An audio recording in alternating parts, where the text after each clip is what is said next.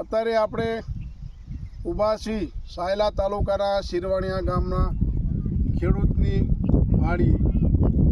અત્યારે તમે જુઓ, દુઃખ સાથે કહેવું પડે કે લાગણ જેને મરજી પડે એ ખેડૂત સાથે છેતરપિંડી કરવામાં આવે છે. દવાવાળા હોય, ખાતરવાળા હોય, બિયારણવાળા હોય, સરકાર હોય, કોઈ પણને ઝાઝો ભાગ તમે જુઓ ને તો ખેડૂત સાથે.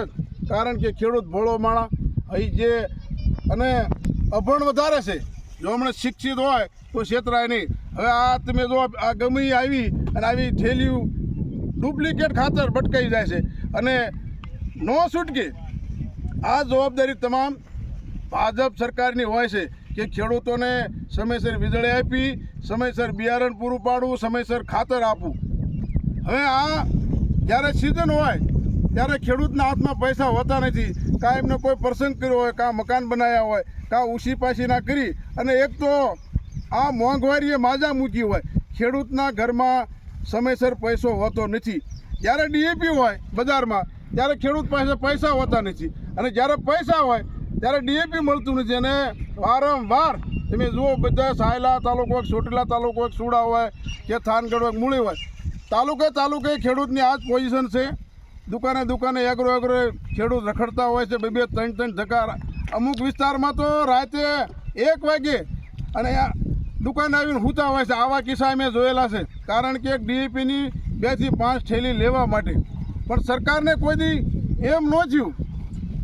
એક બાજુ કહેવામાં આવે છે કે જગતનો તાત, આખા જગતનું પેટ ભરનારો હોય, કણમાંથી જો મણ કરતો હોય તો આ ખેડૂત છે. 45 ડિગ્રી તાપમાનમાં આ ખેડૂત એની વાડીએ ખેતી કરતા હોય છે. રાતે રોજ હોય, ઊંડ હોય, એની આખી રાત જાગવાનું. આવી કાળી મજૂરી કરી અને છતાંય એટલે તમને શરમ નથી થતી? કાંઈ નહીં, તમે ખેડૂત છેતરપિંડી કરો છો. ખેડૂતની ધ્યાન રાખવાના બદલે હવે તમે એવું શીખી ગયા છો કે ખેડૂતને ધ્યાનમાં રાખવામાં આવે છે. વારંવાર આવી ગામ ફરિયાદ ઉઠી છે. ડુપ્લિકેટ જો આ ખાતર આ ખેડૂત એક મોસે મારે એટલે એમને આખું વરસ હારે એવું લાગે. હવે આ કપાસ તમે જો હજી ઉગીને સમજો, બીજું પાંદડું બદલાવતો નથી. હવે આ ખેડૂતને સમજવાનું શું? આ ખેડૂત જાય તો જાય, કોઈની પાસે કોઈ સાંભળવા માટે તૈયાર નથી. કોઈ અધિકારી, કોઈ રાજકીય માણસ સાંભળવા તૈયાર નથી. આ ખેડૂતનો ગુનો શું કે તમારે આવું ખેડૂતો સાથે કરવું પડે? એટલા માટે અમે આ સાયલા તાલુકાના આમ આદમી પાર્ટીની ટીમ, મયુરભાઈ સાકરિયા, રમેશભાઈ મેર, અમે ત્રણેય સવારથી સાંજ સુધી આ વાડીએ ફરી અને સાચી વાત ખેડૂતની જાણે છે. તમારા ભાજપવાળા ઘોડે અમે એસી ઓફિસમાં બેહીને નિર્ણય લેતા નથી. ખેડૂતના ખેતર સુધી ત્યાં જઈને એમની જે પાયાની જે સુવિધા શું છે એ અમે જાણવી છે, પછી બોલવી છે. આ તમે ઓલા જેવું કરો છો કે મહેલોના વાસી ગરીબી શું જાણે, દુખિયાના દુઃખ, સુખિયા શું જાણે. તમે બધા સુખી થઈ ગયા એટલે હવે તમારે કાંઈ કોઈ જરૂર છે ને. ખેડૂત જાય તો જાય ક્યાં? હવે ખબર તમને છે, કોઈ ફરિયાદ કરવાનું નથી. આવા કાંઈ કોઈ પણ આ હજી સર્વે હાલે છે. આને અમે છોડવાના નથી. આખા ગુજરાતમાં ગમે ત્યાંથી તમે જો નોખા પાલીતાણા હોય, મવા હોય, ભાવનગર હોય, નોખા ઉત્તર ગુજરાતના આવી અને આવી છેતરપિંડી કરીને વ્યા જાય છે. પણ અમે આને આવી ટીમો બનાવી ખેડૂતની અને આને ગમે ત્યાંથી ગોતી લેવાના છે. તમે એને યાદ રાખજો છે, ખેડૂત સાથે જે તમે ખોટું કર્યું છે ને, તમને જીવડા પડશે, જીવડા. તમને બીજું ક્યાંય ધંધો નથી, તમને કોઈ કહેવાવાળું નથી.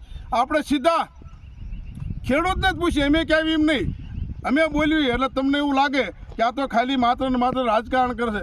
પણ રાજકારણ નહીં, આ અમારી વેદના બોલે છે. અને મેં ખેડૂતની વાડીએ ઊભા છીએ અત્યારે સાંજ વેળાએ અને સીધા આપણે ખેડૂતને જ પૂછી. શું નામ તમારું?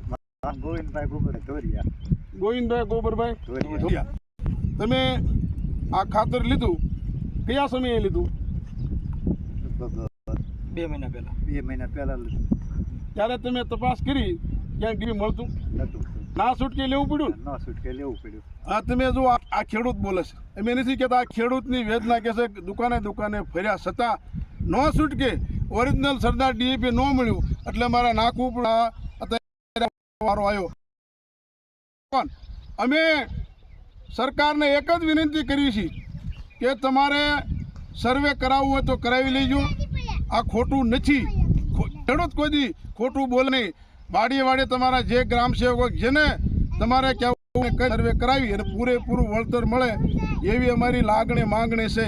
જો આ પણ કરવામાં ન આવ્યું તો દરેક તાલુકે આવેદનપત્ર આપી અને રસ્તા રોકો આંદોલન કરીશું અને ઉપવાસ ઉપર ધરણા ઉપર બેસીશું. તમામ જવાબદારી સરકારશ્રીની રહેશે.